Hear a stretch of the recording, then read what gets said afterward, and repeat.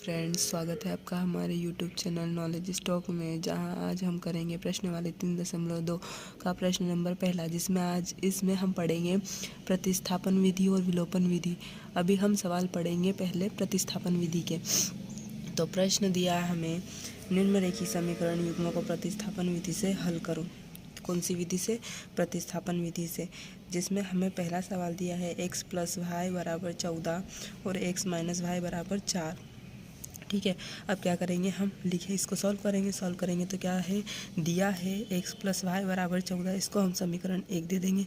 उसके बाद दूसरी समीकरण क्या होगी, x - y = 4 होगी। ये हमारी समीकरण 2 हो जाएगी। अब हम क्या करेंगे, इस वाली समीकरण में से या फिर इस वाली समीकरण में से हम x की वैल्यू निकाल कर दूसरी वाली समीकरण में रख देंगे। तो हम यहाँ पर समीकरण 2 लेंगे जो हमारे लिए इजी रहेगी। तो हम समीकरण 2 से क्या करेंगे, x का मान समीकरण 1 में रखेंगे। अब इसमें से x का मान निकालेंगे तो क्या होगा, तो x तो वैसा ही रहेगा और 4 वैसा ही रहेगा, प्लस जो माइनस का y है इक्वल के उधर गया प्लस का। तो ये हो गया x = 4 + y का मान हम किस में रखेंगे, समीकरण 1 में रखेंगे। अब समीकरण 1 क्या हमारी, x + y = 14। अब देखो x की जगह हम रखेंगे 4 + y, तो यहाँ हमने रखा y + 4, आगे पीछे कर दिया है, चलता है इतना।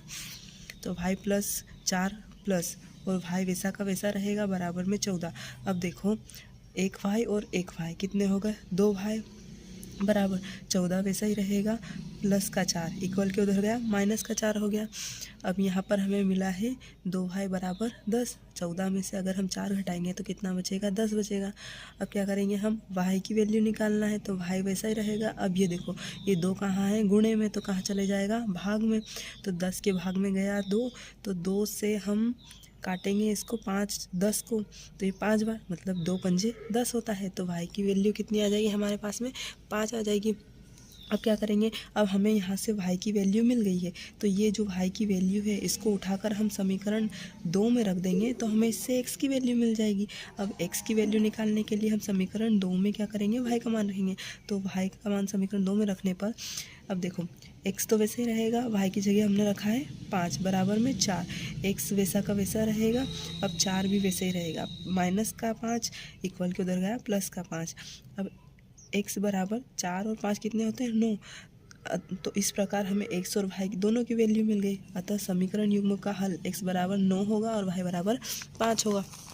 इसी प्रकार हम अगला सवाल करें। दूसरा सवाल हमें दिया है s - t = 3 और s / 3 + t/2 = 6 दिया है। अब दिया है इसे हम समीकरण 1 और 2 लिख लेंगे। अब समीकरण 1 और 2 लिखी हमने, उसके बाद हम देखेंगे कि कौन सी वाली समीकरण कौन सरल है, जिससे हम वैल्यू निकाल कर दूसरी वाली समीकरण में रखेंगे तो हमें s या फिर t का मान मिल जाएगा। तो सबसे पहले हम देखेंगे समीकरण 1, जो बहुत सरल है, जिसके द्वारा हम s का मान निकाल कर समीकरण 2 में रखेंगे तो हमें यहाँ इजीली t का मान मिल जाएगा।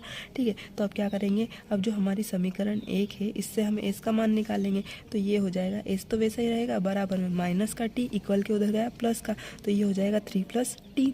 ये हमारी इक्वेशन बन जाएगी। ठीक है, तो अब समीकरण 1 से s का मान समीकरण 2 में रखा। अब समीकरण 2 में s की जगह हम मान रखेंगे, तो हम इसको आगे पीछे लिख सकते हैं। तो t + 3 या फिर 3 + t ऐसा भी लिख सकते हैं, और डिवाइड में 3 वैसा का वैसा रहेगा, प्लस वैसा का वैसा, और फिर t/2 वैसा ही रहेगा बराबर में 6। अब क्या करेंगे, हम 3 और 2 का एलशियम लेंगे, और 3 और 2 का एलशियम आप सभी को पता है क्या होता है, 6 होता है। अब देखो 6 का एलशियम होगा, अब 3 से भाग देना है 6 को, तो कितना होता है, 3 दूनी 6, 2। अब 2 का गुणा हम करेंगे t से, 1 t, तो कितना होगा, 2 t होगा, 2 और साथ में t है। अब क्या करेंगे, हम प्लस का सिंबल बनाएंगे। अब देखो 3 को हम भाग देंगे 6 से, 2 और 2 का गुणा करेंगे हम 3 से, तो कितना आएगा, 6। अब क्या करेंगे, प्लस, अब यहाँ पर देखो 2 को भाग देंगे हम 6 से, तो 2 तिया 6, 3, और 3 का गुणा करेंगे हम 1 से, तो 3 और साथ में t बराबर में 6। अब हम क्या करेंगे कि जो हमारा 2t + 6 + 3t वैसा का वैसा रहेगा बराबर। जो डिवाइड में 6 था उसको हम गुणे में ले आए, तो 6 गुणित 6। अब क्या करेंगे हम, 6 और 6 का गुणा करेंगे तो 36। और अब यहाँ पर हम आगे देखेंगे तो ये होगा 2t और 3t दोनों मिलाकर हो गए 5t बराबर 36। और ये प्लस का 6 इक्वल किधर आया, माइनस का 6 हो गया।